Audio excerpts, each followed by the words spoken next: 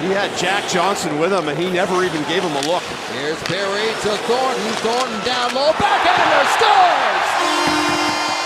Tucked in by Couture, and it's 1-0 Canada.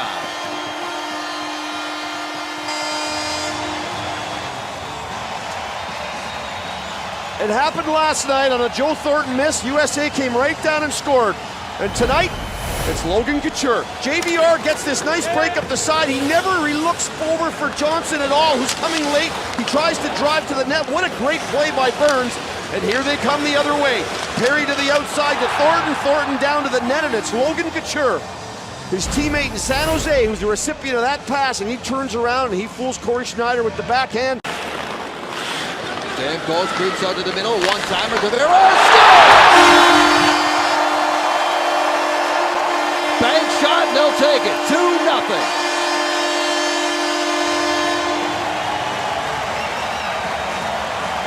Penalty trouble for the U.S.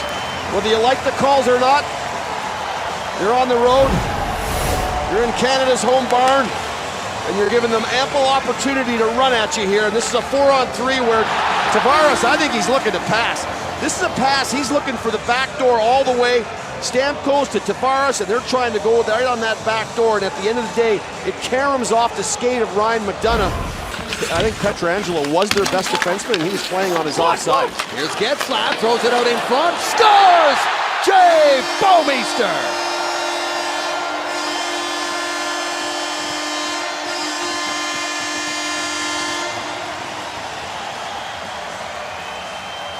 Late additions to this roster. When you look at Corey Perry and Jay Bouwmeester coming in for injured players, Duncan Keith and Carter, and they played really well so far in this game. Great job by Getzlaf, one of Canada's best forwards last night.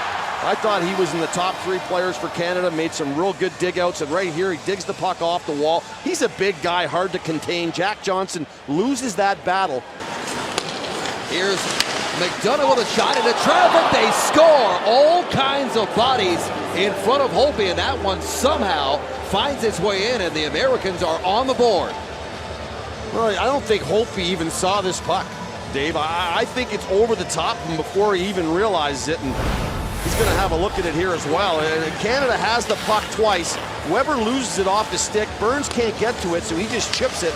And this puck hits, I'm not sure if it hits Weber out high. It looks like it may go off his skate and stick. It goes up into the air, and I don't think Holtby sees this thing. He's trying to track it, and it just finds its way into the back of the net. Gets the return feed, goes back and forth now with Kane. Kane across, one-timer, scores! Carlson buries it, a beauty. And it's a 1-goal game, and they are still on the man advantage. Really nice movement by the Americans, and they're really patient too. Pavelski gets a real good look at a one-timer, and really he's going to score more often than not on these. Then they get it back, Kane settles it down, back up top, and then you're going to watch Byfuglien make the switch here. He switches with Carlson, and Carlson just rolls himself into the one-timer. Everyone thinks it's going back to Byfuglien for the big boomer, and instead he splits the seam over to Carlson, and he rips it into the net. Nice setup by Patrick Kane. And again it's Seguin trying to force his way in, drops it up, scores! What a play! Seguin, Duchesne, back of the net.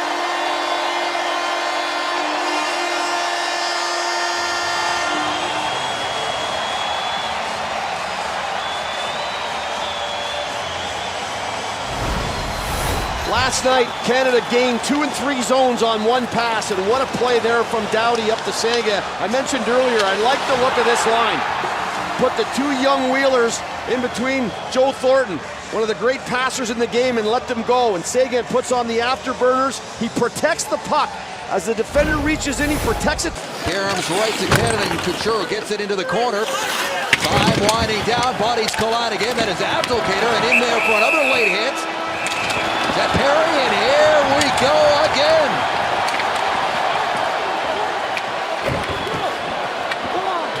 Joe Thornton, who rocked Kessler in the first period and was penalized for it, comes in here hard and finishes his check on Justin Abdelkader, and then everything kind of goes from there. You know, Corey Perry and Ryan Kessler are kind of those two villain-type guys, and they love to play that villain. Right off the draw, there's the slash on the hand by Abdicator on Corey Perry. Now he's going to pick up his stick, and then this thing's going to roll itself around, and Joe Thornton just lays it on him. In comes Perry to give Abdicator a shot, and then all the shenanigans start from there. It's a bit of a schmozzle after that. Duchesne, who right now has Canada's 4th goal of the night. He's down low. U.S. with a chance. McDonough shoots. What a stop by Crawford! From the seat of his pants, reaches up and keeps it out. Pretty good. Not even period and a half yet for Corey Crawford, who had that great glove save on JVR, and then he comes across here, and the key to him coming across was he kept his body up. Watch, even though he's opening up his legs, his body stays up, his gloves stay in front of him, and he's able to use all those things to combat the puck and stop it from going in. Real good save for Corey Crawford. Try this again. Taves all the way in, centers it out. There's a shot, rebound, scores! Johnny Taves.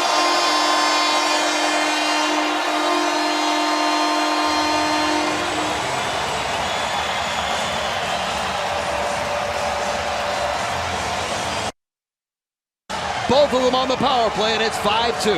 Well, Canada's 3rd power play goal. I'm not quite sure if Stamkos was putting this to the net. Suter walked out along the boards, and that allows Taves to get into the zone. And then as he lugs it around the net, he's going to come right out. And a real nice backhand pass. Stamkos does a good job of getting it from an uncomfortable